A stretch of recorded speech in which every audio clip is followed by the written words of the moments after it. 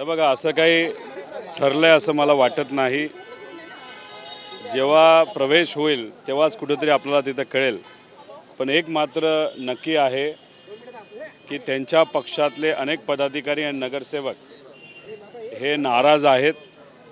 कारण का त्यांना सांगण्यात आलं होतं की तिथे घड्याळाला जागा सुटेल, पण घड्याळाला जागा न सुटल्यामुळे आणि भाजपला ती सुटल्यामुळे तिथले अनेक पदाधिकारी नाराज आहेत. पण ते प्रवेश करतात का नाही हे आता तरी आपल्याला सांगता येणार नाही. दादा, काल 5 कोटी रुपयाची रक्कम जी आहे ती खेड शिवापूर टोल नाक्यामधनं एका इनोवा गाडीमधनं जप्त करण्यात आली आहे पोलिसांकडनं. खरं तर एका सत्ताधारी पक्षाच्या आमदाराचे हे पैसे आहेत असं देखील म्हटलं जातं. ते पैसे शहाजी पाटलांचे आहेत अशी चर्चा आहे. आणि खेड शिवापूरच्या डोंगरामध्ये, झाडांमध्ये ते पैसे पोलिसांना सापडलेले आहेत. एकच गाडी सापडली, अशा 5 गाड्या होत्या. अंदाज आहे 25 ते 30 कोटी रुपये होते. लोकसभेमध्ये पैसा पाण्यासारखा वाटला. एका मतदारसंघामध्ये महायुतीच्या नेत्यांनी 100-150 कोटी रुपये तिथं वाटले. आणि आता विधानसभेला महायुतीचे जे आमदार आहेत, BJPचे असू द्या, एकनाथ शिंदे साहेबांच्या पक्षाचे असू द्या, नाहीतर अजितदादांच्या पक्षाचे, कमीत कमी 50 कोटी रुपये तिथं खर्च केला जाईल अशी चर्चा आहे. आता मलिदा एवढ्या मोठ्या प्रमाणात महायुतीच्या नेत्यांनी खाल्ला आहे, त्यातून काही हिस्सा इलेक्शनमध्ये ते वाटणार आहेत. पण लोकसभेला कितीही पैसा वाटला तरी स्वाभिमानी लोकांनी तो पैसा न स्वीकारत लोकशाही स्वीकारली. आणि तुम्ही या विधानसभेच्या इलेक्शनमध्ये बघाल की महाविकास आघाडीचे सगळ्यात जास्त आमदार निवडून येतील. आणि हे पैसे वाटल्याने मलिदा खाणारे, डोंगर आणि झाडी बघणारे जे सर्व महायुतीतले नेते आहेत ते महाराष्ट्राच्या बाहेर तिथं फिरायला नक्कीच जातील असं आम्हाला वाटतं. दादा, जे पैसे पकडलेले आहेत दादा, ते पैसे मराठी येऊ देत. आता याच्यामध्ये 2000च्या नोटा किती होत्या, कशा होत्या हे मला सांगता येणार नाही. पण एकच सांगतो, मुंबईकडनं हा पैसा दिला जात होता आणि एकच गाडी सापडली. अशा बऱ्याच गाड्या होत्या. आता याच्यात किती रुपये अशा मोठ्या प्रमाणात हे ट्रान्सपोर्ट केले जातात हे बघावं लागणार आहे. खरं तर असंही आम्हाला कळतं की ॲम्ब्युलन्सचा वापर, ज्याच्यामध्ये ॲम्ब्युलन्समध्ये 6000 कोटीचा भ्रष्टाचार झाला, 30 ॲम्ब्युलन्स हे पैसा ट्रान्सपोर्ट करण्यासाठी करणार आहेत.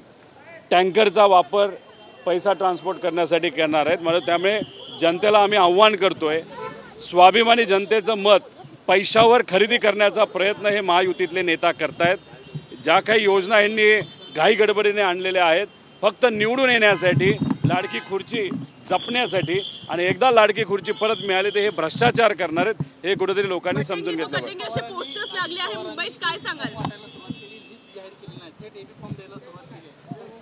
आता खरं तर लिस्ट जाहीर होणं हे महत्त्वाचं असतं. पण काही पक्षांना असं वाटत असेल की लिस्ट जाहीर झाली आणि काही नाराज लोक दुसऱ्या पक्षात जातील का काय, म्हणून कुठेतरी गपचूप EB फॉर्म वाटले जातात असं आपल्याला म्हणावं लागेल.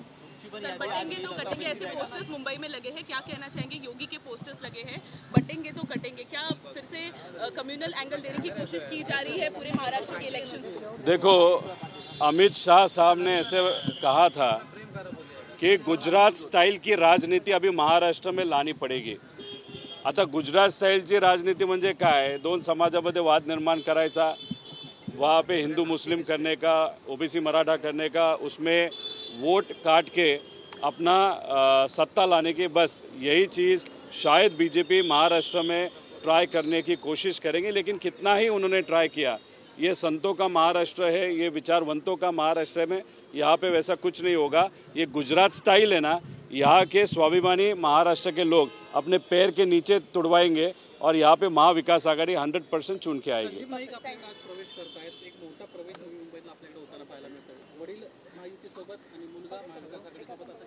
आता तरी मुलगा येतात असं आम्हाला कळतंय.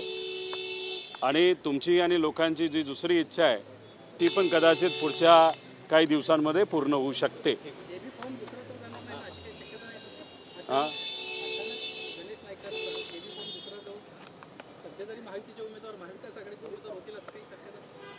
मी एवढंच तुम्हाला सांगेल की बरंच काय पुढच्या 2 दिवसांमध्ये होणार आहे.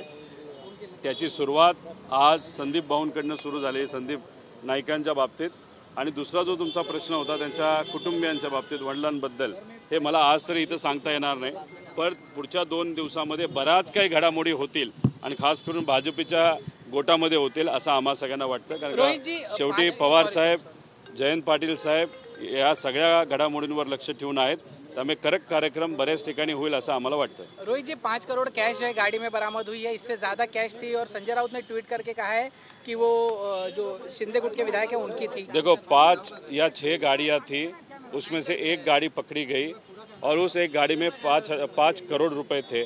तो अभी अगर आप देखें तो एक एक जो MLA है शिंदे गट का, नहीं तो जो महायुति भाजपा हो या अजित दादा गट का, वहाँ पे चर्चा है कम से कम 50 करोड़ वहाँ पे दिए जाएंगे ये विधानसभा लड़ने के लिए. अभी लोकसभा के लिए उन्होंने 150 करोड़ का खर्चा वहाँ पे एक एक कॉन्स्टिट्यूंसी में किया था. हमारा प्रश्न और लोगों का प्रश्न ये, पैसा आ कहाँ से रहा है?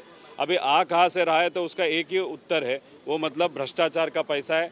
जो पैसा इन्होंने डिफरेंट कॉन्ट्रैक्ट में खाया है वो पैसा आ रहा है. मतलब 40% जो कमीशन, करप्शन का कमीशन इस सरकार में चल रहा था, अभी वो क्लियर हो रहा है.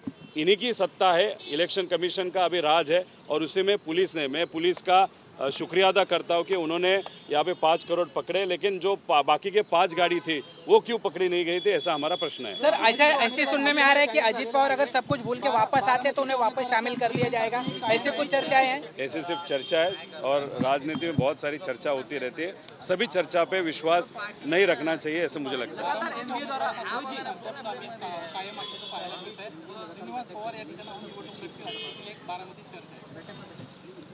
बऱ्याच चर्चा आहेत, पण आज नाही तर उद्या सगळ्याच मतदारसंघाची नावं तिथं जाहीर होतील, त्यात बारामती सुद्धा असेल.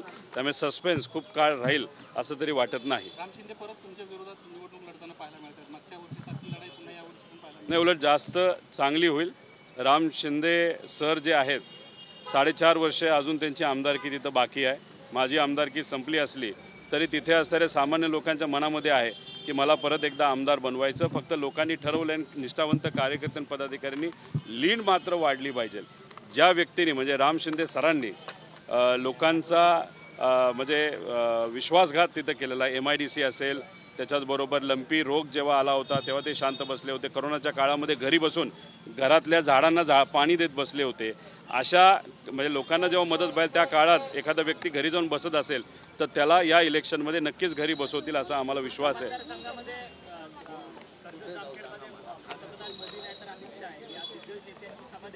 खरं तर मी विनंती केली होती की माझ्या विरोधात देवेंद्र फडणवीस साहेबांनी लढावं. ती इच्छा माझी त्यांनी पूर्ण केली नाही. तर अजून एक इच्छा मी इथं व्यक्त करतो की मोदी साहेबांची सुद्धा सभा घ्यावी आणि शहा साहेबांची सुद्धा सभा घ्यावी. त्यामुळे आम्ही जे लीडचं टार्गेट ठेवलं गेल्या वेळेसपेक्षा जास्त, हे 2 मोठे नेते तिथे आले तर कदाचित माझं लीड हे डबल नाही ट्रिपल सुद्धा होऊ शकतं. दादा, आज जागा वाटप जे आहे ते जाहीर होईल का? कारण की आज निवडणूक अर्ज भरायचं नोटिफिकेशन निघालंय. 7च दिवस आहेत. महायुतीकडून शरद पवारांच्या वतीने, तुमच्या वतीने कोण कोण अर्ज भरणार आहे?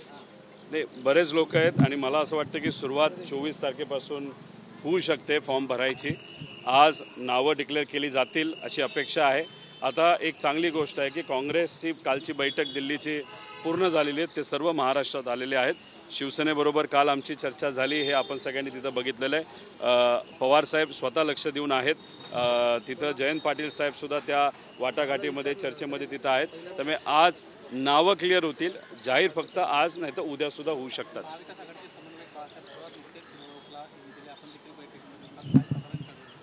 नाही, चर्चा सकारात्मक झाली. जो आकडा TV वर येतोय आत्ता की खूप जागेवर कुठं मतभेद आहे, तो आकडा अजिबात तिथं नाही. फार कमी जाग्यांवर आता मतभेद आहे आणि ते चर्चा सकारात्मक साहेबांच्या उपस्थितीमध्ये झाली. आता त्यांच्या काँग्रेसच्या नेत्यांबरोबर ते बोलतील आणि परत एकदा दुपारी नाही तर संध्याकाळी फोनवर नाही तर व्यक्तिगत चर्चा होऊन आज संध्याकाळपर्यंत याद्या फायनल होऊन उद्या डिक्लेअर होतील असं वाटतं. हिंदी में जानना चाहेंगे बाला साहब थोरात आए थे, क्या चर्चा हुई और सीट शेयरिंग की अभी क्या स्थिति है? देखो, कांग्रेस की चर्चा, बाला साहब थोरात साहब यहाँ पे आए थे, बहुत पॉजिटिव हुई है. पवार साहब खुद इस विषय पे ध्यान दे रहे हैं. जयंत पाटिल साहब है, सुप्रिया ताई है, अभी कांग्रेस का जो आंकड़ा आ रहा है कि कांग्रेस इतनी जगह मांग रही है, इतने जगह पे वहाँ पे कुछ कन्फ्यूजन है, वैसे कुछ भी नहीं है। वो आंकड़ा बहुत छोटा है। अभी वो चर्चा यहाँ पे हुई है और थोरात साहब जाके उनके जो नेता है सब विभाग के, उनके साथ बात करके शायद आज दोपहर या शाम तक फ़ोन पे या आमने सामने बात होके ये इशू सॉर्ट आउट हो जाएगा। लेकिन जयंत पाटिल साहब सुबह 4 बजे तक इस चर्चा में है और पवार साहब फाइनल टच देने के लिए वहाँ पे हर वक्त उपस्थित रहते हैं। एनसीपी कितनी सीटों की मांग कर रही है, कितनी सीटों की उम्मीद है? ये बहुत अच्छे सीट्स वहाँ पे आएंगे।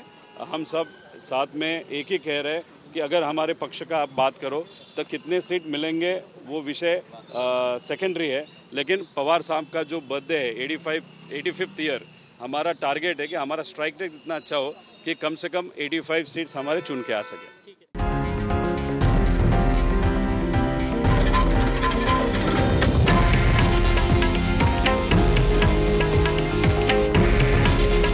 हे आहे देशातील नंबर 1 न्यूज नेटवर्क आणि आपण पाहत आहात TV9 मराठी।